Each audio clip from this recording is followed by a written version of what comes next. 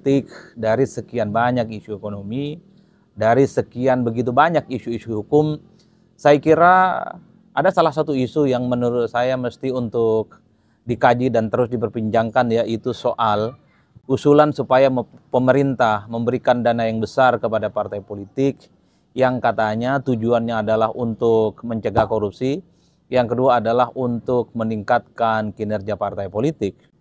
Beberapa waktu yang lalu misalnya kita mendengarkan usulan dari pimpinan KPK supaya pemerintah memberikan dana yang cukup besar, konon ini diniatkan, konon ini diikhtiarkan supaya bisa mengamputasi dan bisa mencegah praktik-praktik korupsi yang dilakukan oleh oknum-oknum kader-kader partai politik.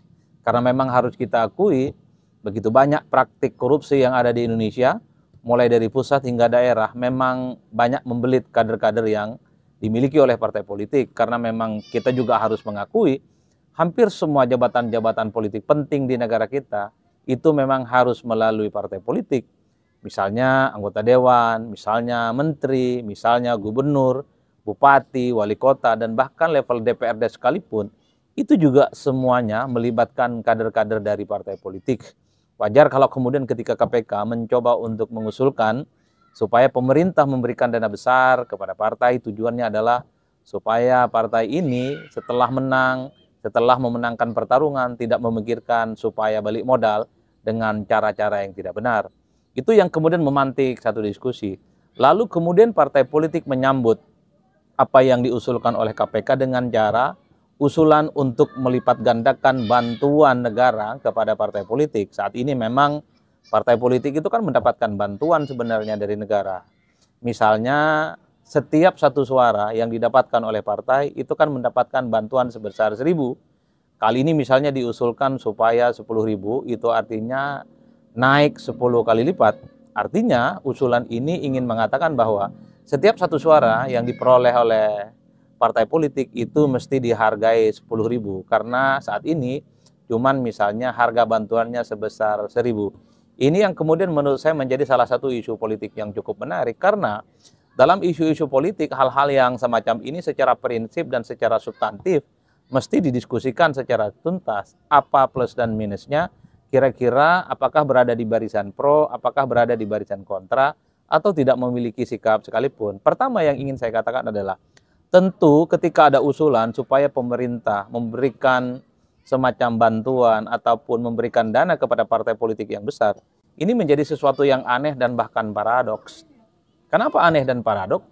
Ya kita tahu bahwa hari ini negara kita sedang melakukan efisiensi. Semua kelembagaan, semua kementerian itu kan melakukan efisiensi supaya dana APBN kita itu memang itu efektif dan efisien, terutama untuk mensupport program-program strategis pemerintah seperti makan bergizi gratis, koperasi merah putih, dan seterusnya, dan seterusnya. Oleh karena itu memang agak cenderung tidak masuk akal sebenarnya kalau saat ini kemudian ada usulan supaya pemerintah memberikan dana besar kepada partai politik ataupun meningkatkan bantuan yang berlipat ganda kepada partai politik. Itu adalah tidak sensitif secara keuangan, karena ya APBN kita sedang tidak baik-baik saja, sedang melakukan pengetatan, sedang melakukan efisiensi, dan tentu negara kita sedang berhitung karena anggaran kita memang dikhususkan untuk kepentingan-kepentingan strategis dan populis yang dinilai bersentuhan langsung dengan masyarakat. Itu yang saya sebutkan, ini nggak sensitif. Kalaupun toh misalnya negara kita keuangannya lagi bagus, lagi kondusif, lagi banyak uang, ini juga menurut saya tidak rasional jika partai politik itu mendapatkan subsidi dari negara ataupun mendapatkan bantuan dari negara. Karena apapun ya partai politik itu adalah tempatnya orang-orang yang saya kira secara keuangan ya secara ekonomi ya serba berkecukupan. Oleh karena itu yang kedua yang ingin saya katakan adalah partai politik itu adalah organisasi di mana sebagai tempat untuk memproduksi dan melahirkan pemimpin-pemimpin bangsa. Pemimpin yang ada di pusat, ada yang di provinsi, kabupaten, dan kota. Dan kita tahu pemimpin-pemimpin dari kader partai politik adalah mereka yang secara keuangan sebenarnya mencukupi. Banyak mereka kok dari kalangan pengusaha, banyak kok mereka itu dari kalangan public figure, banyak kok dari kalangan mereka pebisnis, banyak kok dari mereka itu kalangan-kalangan pesohor yang saya kira memang secara keuangan cukup berlimpah. Oleh karena itu, karena partai politik itu adalah dia bagian penting dalam demokrasi, tapi dia berada di luar kekuasaan, tapi dia tidak menjadi bagian dari misalnya kuasa kelembagaan pemerintahan, ya saya kira memang persoalan pendanaannya, persoalan fundraising itu jangan dibebankan kepada negara, tapi memang harus dibebankan kepada kader-kader partai yang saya kira memang dalam banyak hal mereka itu adalah yang orang-orang yang kita sebut sebagai the have, orang-orang yang berpunya secara keuangan ataupun secara finansial. Kita khawatir sebenarnya kalau kemudian pemerintah, negara dan APBN memberikan dana yang besar dan berlipat ganda kepada partai politik misalnya, ya khawatir di kemudian hari akan muncul partai-partai politik yang silih berganti, tujuannya adalah untuk mendapatkan dana dari pemerintah. Besok lahir satu partai, besoknya lagi 10 partai, muncul lagi 100 partai, tujuannya cuma satu. Bukan ingin memperkuat iklim demokrasi, bukan untuk menciptakan pemilu yang adil, tujuannya adalah untuk mendapatkan bantuan dari negara. Itu yang kita khawatirkan. Oleh karena itu bagi saya secara prinsip memang tidak seharusnya partai politik itu berharap betul dari pendanaan dari APBN ataupun dari pemerintah. Karena partai politik itu sifatnya independen. Dan orang-orang yang ada di partai politik itu adalah orang yang sebenarnya merdeka secara ekonomi, merdeka secara finansial tanpa bantuan ataupun tanpa pemberian apapun dari negara. Mereka tetap established, mereka tetap solid dan mereka juga tetap kuat. Oleh karena itu saya termasuk yang tidak setuju sebenarnya kalau ada upaya-upaya supaya pemerintah dan APBN memberikan dana yang besar kepada partai politik. Karena bagi saya partai politik bukan bagian dari cabang-cabang pemerintahan. Bahkan kalau kita mengacu pada undang-undang partai politik lah kira-kira begitu, memang pendanaan partai itu adalah iuran anggota, yang kedua itu adalah misalnya berasal dari bantuan yang sah menurut hukum, yang ketiga dari APBN dan APBD. Dari dulu saya tidak setuju sebenarnya kalau ada pendanaan dari APBD dan APBN, karena saya kira uang negara itu bukan untuk organisasi seperti partai, tapi harus diberikan langsung kepada rakyat yang miskin, belum bekerja, tidak mendapatkan pekerjaan, belum dapat rumah, pengangguran, dan seterusnya, dan seterusnya. Saya kira di situ konteks yang kedua menurut saya menjadi penting. Kenapa pembiayaan pemerintah untuk partai politik saya sebenarnya tidak terlampau setuju. Jikapun ada ya sebut saja itu ala kadarnya sebagai bentuk apresiasi negara kepada partai politik yang dinilai punya kontribusi penting terkait dengan pembangunan demokrasi di Indonesia. Nah yang ketiga, alangkah lebih baiknya kalau kita belajar kembali teori-teori yang terkait dengan partai politik. Bukankah partai politik itu memang didirikan tujuannya adalah untuk mengabdi kepada bangsa dan negara. Partai politik itu adalah tempat untuk memproduksi kepemimpinan, lahir kader-kader penting menjadi pejabat publik. Dan yang paling penting, partai politik itu adalah yang didesain supaya menjadi ujung tombak untuk melakukan perubahan-perubahan sosial, pendidikan politik, edukasi politik, sosialisasi politik kepada masyarakat. Bahkan kalau kita mendengarkan secara umum kan, begitu banyak kan pemimpin-pemimpin bangsa yang lahir dari partai selalu mengatakan, kita ini tidak butuh support dari negara. Yang kita lakukan adalah untuk kepentingan bangsa dan negara. Segala apapun yang dimiliki, hidup dan matinya itu adalah untuk kepentingan bangsa dan negara. Bahkan ada pejabat publik katanya kalau dia jadi pejabat publik dia tidak pernah ambil gajinya, dan gajinya itu diberikan kepada masyarakat yang tidak mampu, masyarakat yang miskin, masyarakat yang tidak berdaya, masyarakat yang nganggur dan belum mendapat pekerjaan. Nah, begitulah mestinya. Menjadi kader partai itu jangan terlampau berharap misalnya untuk mendapatkan support apapun untuk partai politik. Tapi partai itu memang didirikan supaya dia menjadi support system di mana mampu memberdayakan masyarakat secara umum.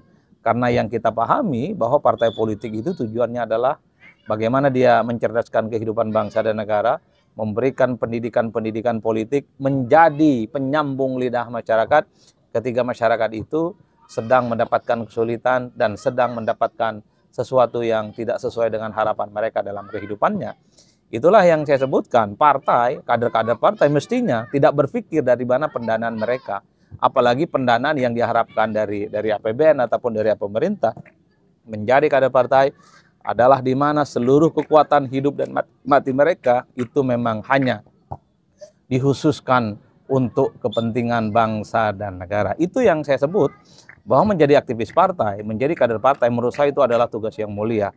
Karena mereka ini menjadi partner dari pemerintah, dia juga menjadi bagian dari pilar demokrasi, penegak konstitusi demokrasi, dan yang paling penting, ikut berkontribusi bagaimana pembangunan demokrasi yang sehat, bagaimana masyarakat juga terberdaya, dan yang paling penting masyarakat itu tercerdaskan. Tentu seperti halnya yang dilakukan oleh pemerintah. Ini adalah tugas mulia dari partai politik yang kita pahami.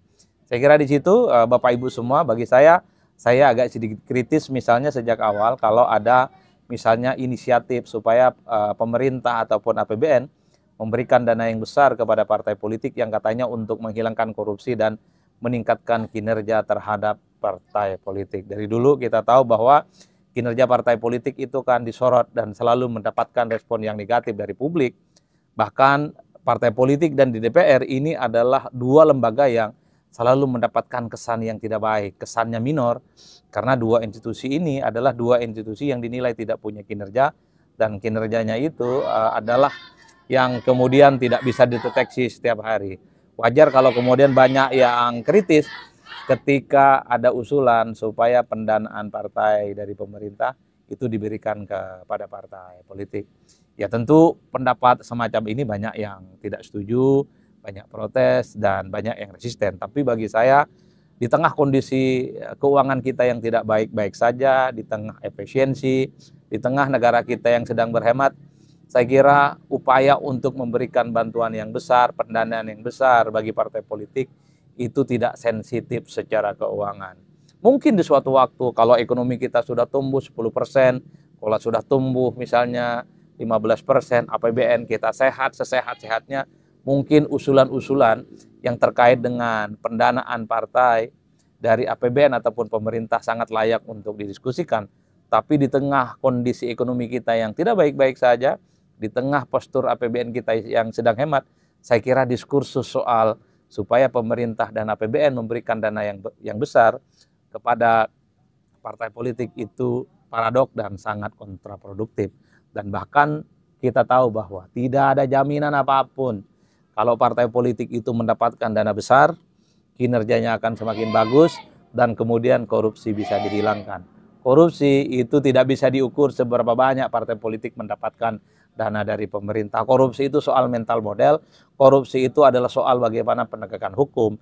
Kalau aset-aset para koruptor itu tidak dimiskinkan, ya saya kira sulit bagi kita, sang koruptor itu akan tidak lagi mengulangi perbuatan-perbuatan mereka. Termasuk tidak ada ukurannya bahwa partai politik yang dananya besar, kinerjanya semakin bagus. Tidak ada.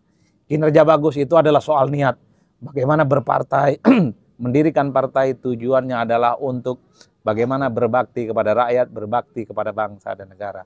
Bukan untuk yang lain. Itulah definisi partai politik yang secara ideal, itulah definisi dan makna partai politik. Kenapa dianggap sebagai instrumen penting bagi demokrasi dan pembangunan bangsa di masa-masa yang akan datang. Saya kira di situ. Terima kasih sudah menyimak pembahasan kita kali ini sampai akhir. Semoga apa yang kami sampaikan bisa menambah wawasan dan membuka perspektif baru tentang isu-isu yang sedang berkembang. Kalau kamu merasa informasi ini penting, jangan ragu untuk like, subscribe, dan bagikan video ini ke teman atau keluarga. Dukungan kamu sangat berarti untuk perkembangan channel Politik Pintar dan semangat kami untuk terus menghadirkan konten yang objektif dan mendalam. Ya, tulis pendapatmu di kolom komentar. Apakah kamu setuju, tidak setuju, atau punya sudut pandang lain? Politik bukan soal menang atau kalah, tapi soal memahami dan berpikir kritis bersama. Channel Politik Pintar akan terus hadir dengan analisis tajam, informasi terpercaya, dan pembahasan yang menantang cara kita melihat dunia politik. Sampai jumpa di video berikutnya, dan ingat, berpikir kritis adalah langkah pertama menuju perubahan. Sampai ketemu dan salam cerdas.